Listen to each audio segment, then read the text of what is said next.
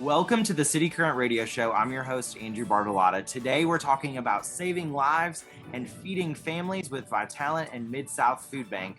Joining us to talk about the Save Lives, Feed Families campaign is David Williams, Regional Director at Vitalant, and Kathy Pope, President and CEO of the Mid-South Food Bank. David and Kathy, thanks for joining us today. Thank you for having us. Thanks, Andrew. Kathy, give listeners a quick history of the Mid-South Food Bank. It's our 40th anniversary this year. We're actually having a celebration later this year. So we started as a program of MIFA, feeding people through picking up retail store level. So that's kind of how we started. And then the next year, Feeding America came in and wanted the food bank to separate and be its own 501c3. And that's where we became Memphis Food Bank.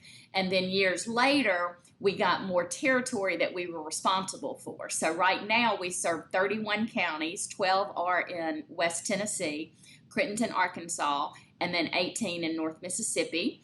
We have a warehouse in Panola County in Mississippi. So we have a large service area.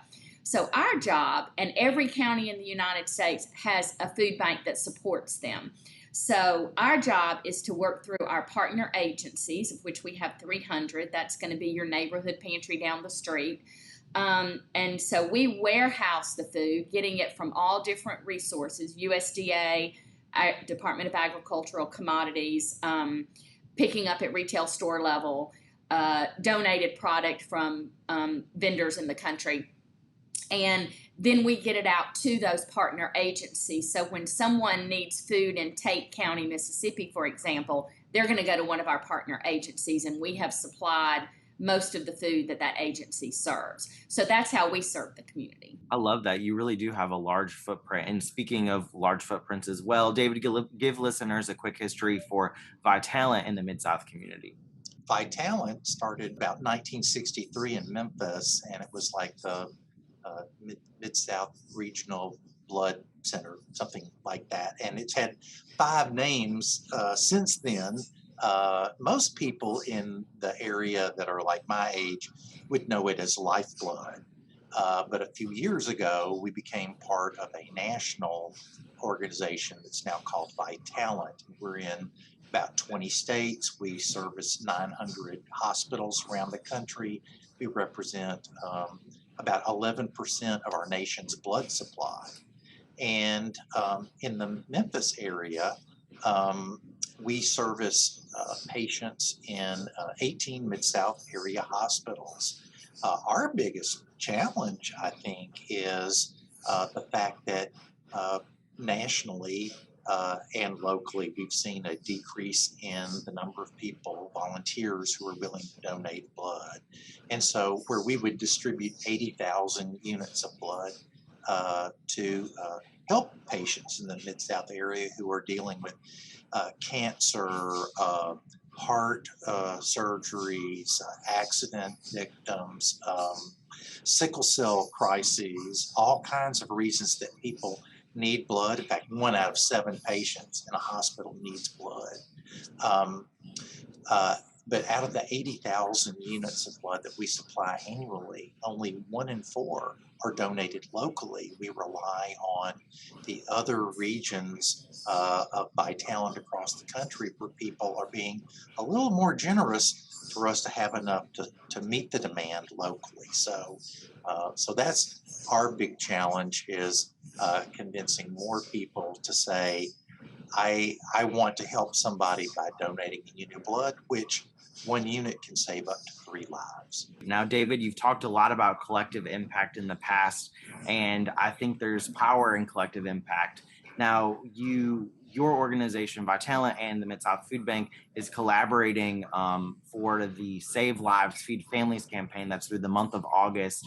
Give listeners a quick synopsis of what this campaign is, and then Kathy, can you tell people a little bit about it as well? The way it works is really simple. It's and I want to thank Kathy so much for the minute she heard the idea. The first thing she said was, we need to work together more often. Nonprofits need to work together more often. So appreciate her collaborative heart and spirit in going into this. And so the way it works is someone donates a unit of blood during the month of August, and with the generosity of Cigna and Accredo, our sponsors, we then pass $10 for every unit to the Mid-South Food Bank.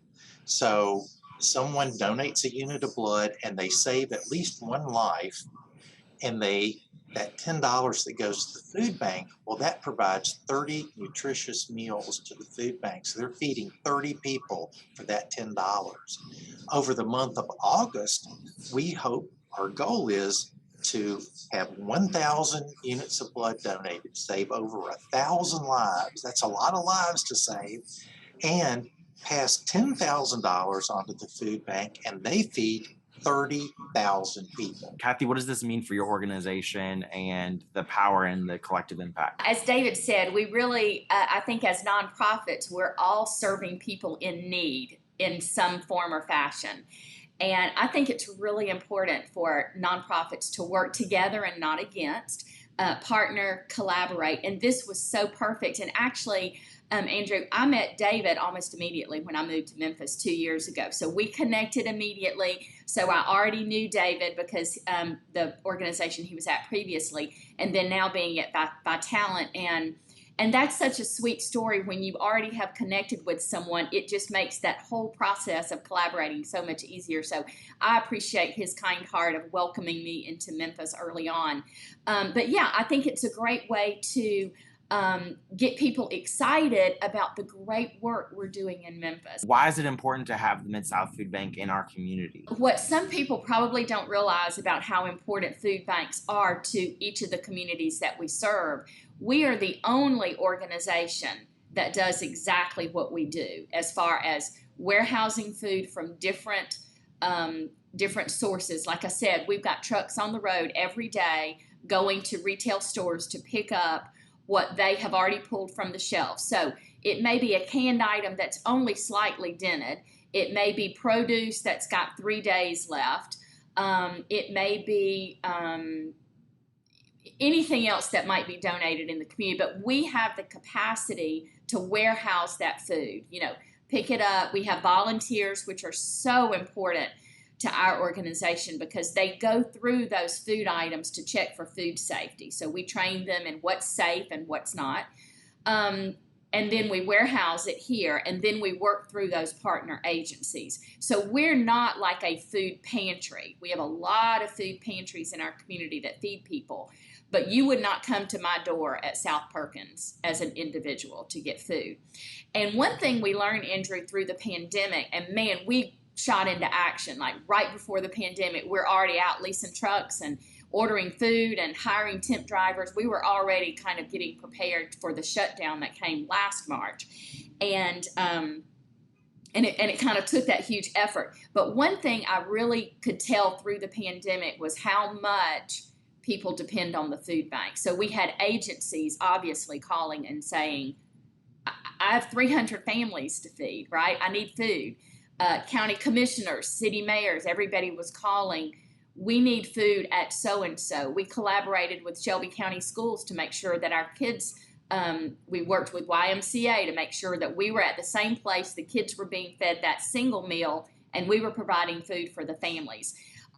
So I think during that time, and then we've all seen on the national news, right, the cars lined up at the pantries and the mobile distribution. So I think it highlighted the need for the food bank and how important we are. But honestly, Andrew, we had hunger in our community at very high rates before the pandemic. This just kind of highlighted the work we need to continue doing. David, what puts a smile on your face when you look at the work that you and your team at Vitalant are able to accomplish? I think it's knowing that each and every donor, each and every volunteer that rolls up their sleeve for us is saving a life. It might be the life of a loved one. I have people a lot of times, it's like, well, I'm not really comfortable donating, blood, and there's a fear factor. And I challenge people, by saying, what if that was, the person you loved the most in the world that was laying in that hospital bed, counting on a unit of blood. You know, if it's not you, then who? Right? If it's not you, then who? So we really need a lot more first-time donors. We're thankful for every donor.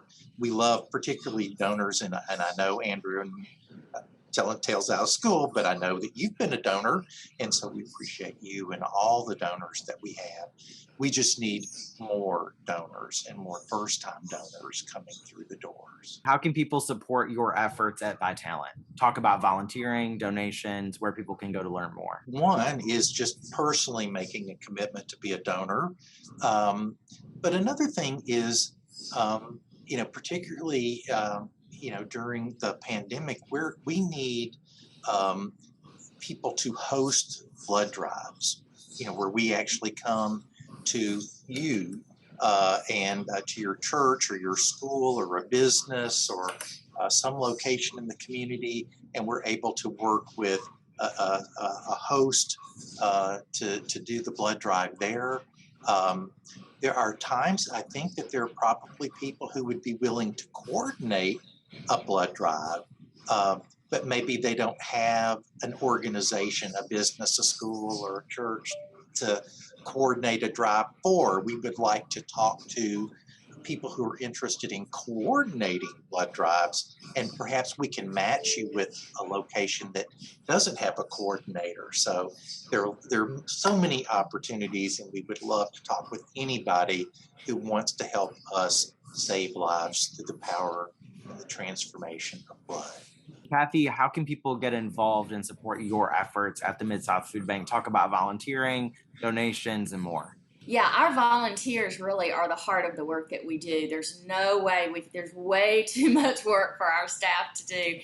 We really depend on our volunteers. So we have volunteers that will, again, go through that food that we're picking up at the store level and check it for safety and then categorize it. Soup goes here, chili goes here, whatever, however you're categorizing it. So we need a lot of volunteers for that. And we also put special food boxes together. So if you were at a distribution, it's a lot easier to very quickly put a box of food that's already packaged neatly into the trunk of the car.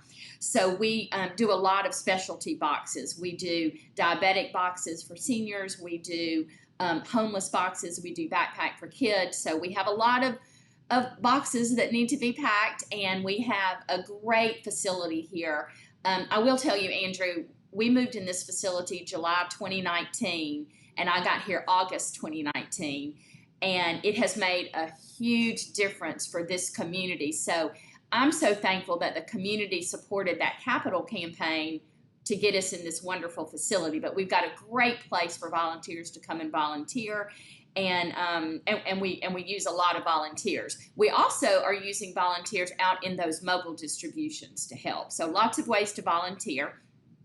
You can go on the website, midsouthfoodbank.org, and click the volunteer button, and you just fill out a very simple form, and you can see opportunities either here at the warehouse or out in the community.